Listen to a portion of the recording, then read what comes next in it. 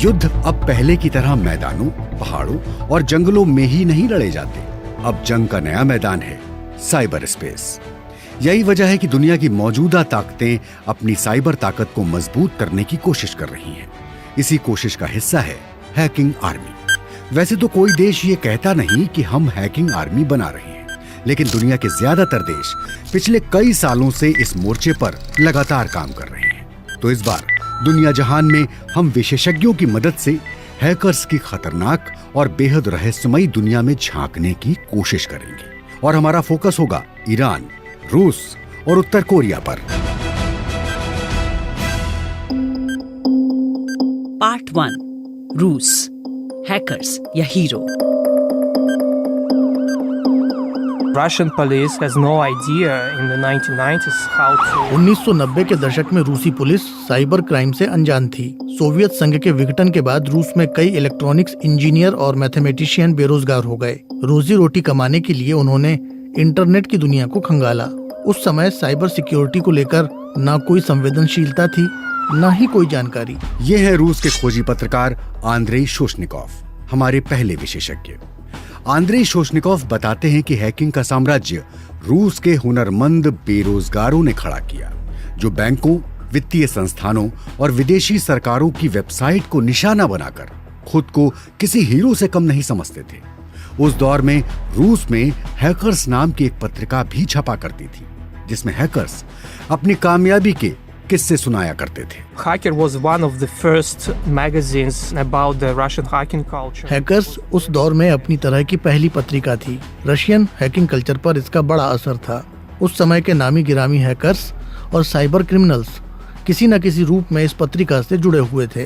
रूस की खुफिया एजेंसी FSB को इन हैकर्स के बारे में मालूम था, लेकिन हैरानी की बात यह थी कि रूस की सरकार को इन हैकर्स की करतूतों से कोई नाराजगी नहीं थी, बल्कि वो तो इन हैकर्स का फायदा उठाना चाहती थी। रूसी पत्रकार आंद्रेई शोशनिकोव बताते हैं कि FSB के चीफ निजी तौर पर कई रूसी हैकर्स को जानते थे। उनका दावा है कि रूसी सरकार के इशारे पर साल 2007 में रूसी हैकर्स ने पड़ोसी देश एस्टोनिया पर साइबर हमला करके उसकी सैकड़ों वेबसाइट को हैक किया था।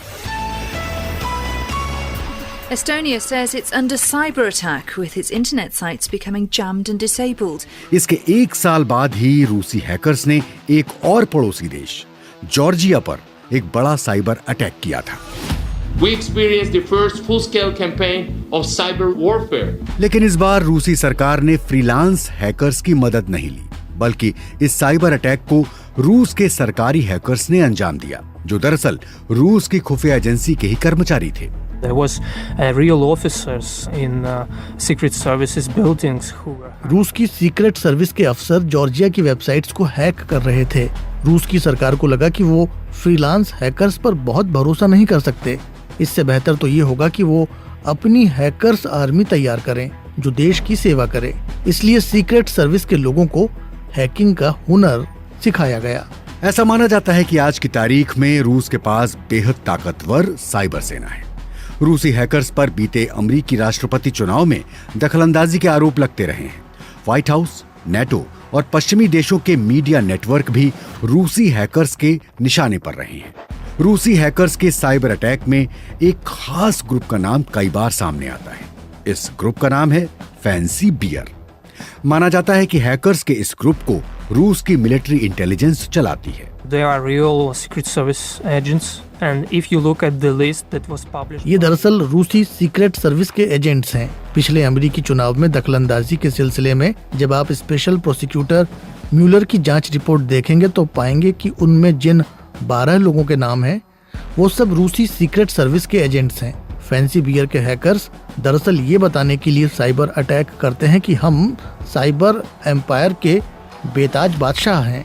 90 के दशक में हॉलीवुड फिल्म मैट्रिक्स से प्रभावित होकर जिन रूसी साइबर इंजीनियर्स ने हैकिंग के साम्राज्य की बुनियाद रखी थी, वो आज खूब फल फूल रहा है। लेकिन हैकिंग के इस खेल में रूस अकेला नहीं है। पार्ट 2, ईरान, हैकर्स की खान।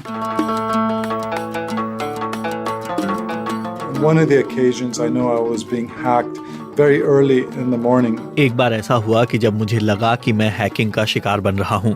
सुबह का वक्त था, यही कोई 6 बज रहे थे। मैंने अपने दोस्तों को फ़ोन लगाया जो गूगल में टॉप सिक्योरिटी इंजीनियर्स हैं। उन्होंने बताया कि हाँ, कोई है जो तुम्हारे अकाउंट में सेंध लगाने की कोशिश कर रहा है। ये हैं हमारे दूसरे विशेषज्ञ करीम साजापोर, जो अमेरिकी थिंक टैंक कार्नेगी एंडोमेंट में ईरान मामलों के जानकार हैं। करीम हैकिंग का शिकार हो चुके हैं। उनकी शक की सुई ईरान की ओर घूमती है। आपको ये जानकर हैरानी हो सकती है कि ईरान हैकिंग की दुनिया का पुराना खिलाड़ी है, जिसने 1990 के दशक में इंटरनेट आने के साथ ही अपने लोगों को साइबर हमलों के लिए तैयार करना शुरू कर दिया था। Initially there was this sense that the internet is going to Iran में बहुत शुरुआत में ही इस बात को बेहतर तरीके से समझा गया कि सूचनाओं पर नियंत्रण में इंटरनेट की महत्वपूर्ण भूमिका होगी, खासतौर पर वहां जहां तानाशाह रवैया है। इस बात को भी समझा गया कि इंटरनेट और सोशल मीडिया से सिविल सोसाइटी मजबूत होगी। In 2009, during the Green Movement uprising, the Iranian regime effectively साल 2009 में ईरान में जब ग्रीन मूवमेंट हुआ, ईरान ने प्रदर्शन का दमन करने के लिए बल प्रयोग के साथ हैकर्स की भी मदद ली। प्रदर्शनकारियों के सोशल मीडिया अकाउंट्स और ईमेल्स को हैक किया गया, उन्हें धमकाया गया और जेल में बंद कर दिया गया। ये पहला मौका था जब ईरान ने साबित किया कि इंटरनेट सरकारों के लिए किसी हथियार से कम नहीं है। ईरान में ये लड़ाई आज भी जारी है। एक तरफ वो लोग हैं जिन्हें सरकार अपना दुश्मन मानती है, और दूसरी तरफ साइबर आर्मी, जिसकी कमान ईरान के रेवोल्यूशनरी गार्ड्स के हाथ में है। when Iran first started to flex its muscles in the cyber space में ईरान ने जब अपनी ताकत दिखानी शुरू की और ट्विटर जैसी सोशल मीडिया साइट्स को निशाना बनाया, तब वो अपने आप को ईरान की साइबर आर्मी कहने लगे। ईरान की शिक्षा प्रणाली एक से बढ़कर एक इंजीनियर और वैज्ञानिक तैयार करती है, लेकिन इनमें से ज्यादातर अमेरिका और यूरोप चले जाते हैं। जो ईरान में रह जाते हैं, उन्हें साइबर आर्मी का हिस्सा बना लिया जाता है। वो या तो रेवोल्यूशनरी गार्ड्स के साथ मिलकर काम करते हैं या फ्रीलांस हैकर्स के तौर पर ईरान के हैकिंग ऑपरेशंस में अपना योगदान देते हैं। So Iran is really a third tier cyber power with Iran को तीसरे दर्जे का साइबर पावर कहा जा सकता है। साइबर पावर के मामले में अमेरिका, रूस, चीन और इस्राइल पहले पायदान पर कहे जाएंगे। यूरोपीय देशों की साइबर सेनाओं का नंबर उनके बाद आता है। ईरान के लिए साइबर वॉर दो धारी तलवार है। एक तरफ अमेरिका और इस्राइल उसे साइबर वॉर का निशाना बनाते रहते हैं, दूसरी ओर ईरान पलटवार करता रहता है। इस लड़ाई ने ईरान को साइबर स्पेस के मामले में बहुत कुछ सिखा दिया है। उदाहरण के लिए साल 2012 में ईरान की ऑयल इंडस्ट्री पर साइबर अटैक हुआ और उनके सिस्टम्स की हार्ड ड्राइव से डेटा उड़ा दिया गया। ईरान ने इस हमले से सबक सीखकर 3 महीने बाद हूबहू इसी तरह का हमला सऊदी अरब पर किया और लगभग 30,000 कंप्यूटर्स का डेटा सऊदी अरब के हाथ से निकल गया। इस तरह के साइबर अटैक होते रहते हैं। कभी ये सामने आ जाते हैं और कभी इन पर चुप्पी साध ली जाती है। पार्ट 3 उत्तर कोरिया, कागज पर keyboard. Compared to other countries like China or Russia, we know very, very, very little about North Korea. चीन और रूस जैसे देशों के मुकाबले उत्तर कोरिया के बारे में हम बहुत कम जानते हैं, लेकिन जो एक बात पक्के तौर पर जानते हैं वो ये है कि उत्तर कोरिया के साइबर ऑपरेशन के पीछे उसकी खुफिया एजेंसी RGB का हाथ होता है। ये है हमारी तीसरी विशेषज्ञ प्रिसिला मोरियोची, जो रिकॉर्डेड फ्यूचर नाम की साइबर सिक्योरिटी कंपनी में साइबर हैकिंग मामलों की जानकार है। इससे पहले कई वर्षों तक उन्होंने यूएस इंटेलिजेंस सर्विसेज के लिए काम किया, जहां उत्तर कोरिया पर उनकी पैनी नजर होती थी। They created a system in the late 90s and that's continued through today for 1990 के दशक में उन्होंने जो सिस्टम बनाया वो आज भी काम कर रहा है। इसमें 13 से 14 साल की उम्र में बच्चों में मैथ्स और इंजीनियरिंग का हुनर देखा जाता है और फिर उन्हें एक खास स्कूल में भर्ती कराया जाता है, जहां उनके हुनर को और अधिक निखारा जाता है। इसके बाद ये बच्चे 2 खास यूनिवर्सिटी में दाखिला लेते हैं, जहां से वो या तो सॉफ्टवेयर इंजीनियर बनकर निकलते हैं या फिर उत्तर कोरिया की साइबर आर्मी में शामिल हो जाते हैं।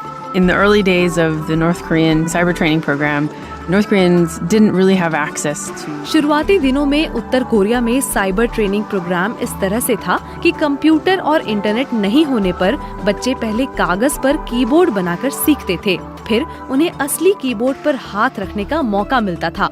इसके बाद उत्तर कोरिया अपने बेस्ट स्टूडेंट को आगे की पढ़ाई के लिए चीन या एशिया के बाकी देशों में भेजता है ताकि उन्हें इंफॉर्मेशन टेक्नोलॉजी की एडवांस ट्रेनिंग मिल सके। इनमें से कई छात्र पढ़ाई पूरी करके चीन या दूसरे देशों में ही रुक जाते हैं और वहीं से अपने देश के लिए हैकिंग को अंजाम देते हैं। ऐसा करके वो अपने देश को पैसा भेजते हैं। प्रिसेला मोरियुची का दावा है कि उत्तर कोरिया की साइबर आर्मी में शामिल नौजवानों को वॉरियर्स की तरह देखा जाता है। समाज में उनकी अच्छी खासी प्रतिष्ठा होती है। उनकी संख्या कितनी है ये जानना लगभग नामुमकिन है, लेकिन एक अनुमान के मुताबिक उत्तर कोरिया के साइबर वॉरियर्स की तादाद 2000 से 3000 के आसपास हो सकती है। So their first goal is kind of level the playing field on the internet because it's a field in which they can compete. इस तरह उत्तर कोरिया साइबर वर्ल्ड में अपनी मौजूदगी दर्ज कराता है। साइबर हैकिंग के जरिए वो अपने खिलाफ लगे आर्थिक प्रतिबंधों की भरपाई भी करता है। न्यूक्लियर ऑपरेशन की तरह उत्तर कोरिया साइबर हैकिंग के जरिए दुनिया को ये बताने की कोशिश करता है कि इस मैदान में हम भी हैं, हमें हल्के में लेकर नजरअंदाज मत करना। उत्तर कोरिया के तेज तर्रार हैकर्स ने दुनिया के कई बड़े बैंकों पर साइबर हमले किए हैं और उन्हें करोड़ों का नुकसान पहुंचाया है। Part 4 crypto mining. Finding clues is actually not that hard. सुराग खोज निकालना इतना मुश्किल भी नहीं होता। हर अपराधी अपने पीछे कोई सुराग छोड़कर जाता है। मैं जब किसी केस को सॉल्व कर लेती हूँ तो खुशी के मारे मेरी आंखों में आंसू आ जाते हैं। मैं इस प्रोफेशन को बहुत प्यार करती हूँ। ये है हमारी चौथी और आखिरी विशेषज्ञ माया होरोविट्ज, जो इसराइल में सिक्योरिटी कंपनी चेक पॉइंट में साइबर स्पेशलिस्ट हैं। So usually the techie or the nerd who actually writes. आमतौर पर साइबर हमलों के पीछे IT प्रोफेशनल्स ही होते हैं। ये 3-4 लोगों की टीम बनाकर काम करते हैं। एक टारगेट खोजता है तो दूसरा सेंध लगाता है और तीसरा टारगेट के अकाउंट पर हाथ साफ करता है। इस काम को किसी ऑपरेशन की तरह बहुत सावधानी से अंजाम दिया जाता है। ये दुनिया के अलग अलग हिस्सों में बैठकर एक दूसरे से बेहद दूर होते हुए भी साथ मिलकर काम कर रहे होते हैं और एक दूसरे को निकनेम से जानते हैं। माया बताती हैं कि अक्सर हैकर्स टेलीग्राम नाम के सोशल मैसेजिंग ऐप के जरिए एक दूसरे से संपर्क साधते हैं। टेलीग्राम इनक्रिप्टेड मैसेज सर्विस है जो अपराधियों और चरमपंथियों के बीच खासी लोकप्रिय है। साइबर क्रिमिनल्स अपने काम में एक दूसरे की मदद लेते रहते हैं। वो एक दूसरे को कोड या सॉफ्टवेयर बेचकर भी पैसा कमाते हैं। साइबर क्राइम अब पूरी तरह से एक कारोबार जैसा हो गया है। जैसा कि हर बिजनेस में होता है, धंधे को बढ़ाने के नए नए तरीके खोजे जाते हैं। हैकर्स की दुनिया में भी नित्य नए तरीके खोजे और आजमाए जा रहे हैं। Today, the trend is to use cryptocurrency miners. आज जो ट्रेंड है उसमें क्रिप्टो करेंसी का इस्तेमाल किया जा रहा है। क्रिप्टो करेंसी एक तरह की वर्चुअल मनी है। साइबर दुनिया के अपराधी इन दिनों बिटकॉइन जैसे वर्चुअल करेंसी को निशाना बना रहे हैं। वर्चुअल करेंसी को कैश से एक्सचेंज किया जा सकता है। हैकर्स या साइबर क्रिमिनल्स जब किसी कंप्यूटर या मोबाइल फोन पर अटैक करते हैं तो हमें इसकी भनक तक नहीं लगती। बस कई बार ये जरूर होता है कि हमारे लैपटॉप या मोबाइल फोन बहुत अधिक गर्म होने लगते हैं। इसकी वजह से बिजली की खपत भी बढ़ जाती है। For example, in Iceland, more electricity is being spent on crypto. उदाहरण के लिए आइसलैंड में यही होता है। वहाँ क्रिप्टो माइनिंग में यानी कि ऑनलाइन डेटा प्रोसेसिंग में रोजमर्रा की जरूरत से ज्यादा बिजली की खपत होती है। हालांकि आइसलैंड में ये काम डेवलपर्स करते हैं और उनका काम लीगल होता है। आम जिंदगी में हमें ये सुनने को नहीं मिलता कि चोरों के घर में चोरी हो गई, लेकिन साइबर वर्ल्ड में ऐसा होता है। एक देश के हैकर्स दूसरे देश के हैकर्स को निशाना बनाकर उनकी जानकारियां चुरा लेते हैं। अपनी गोपनीय जानकारी को चोरी होने से बचाने के लिए दुनिया के तमाम देश साइबर सिक्योरिटी एक्सपर्ट्स को रक्षा पंक्ति में सबसे आगे रखते हैं। जिस तरह से भाड़े के सैनिकों के दम पर युद्ध नहीं जीते जाते, उसी तरह सिर्फ फ्रीलांस हैकर्स की मदद से कोई देश साइबर स्पेस में अपनी जीत सुनिश्चित नहीं कर सकता। यही वजह है कि दुनिया के ज्यादातर देश पेशेवर साइबर एक्सपर्ट्स को अपनी आर्मी का हिस्सा बना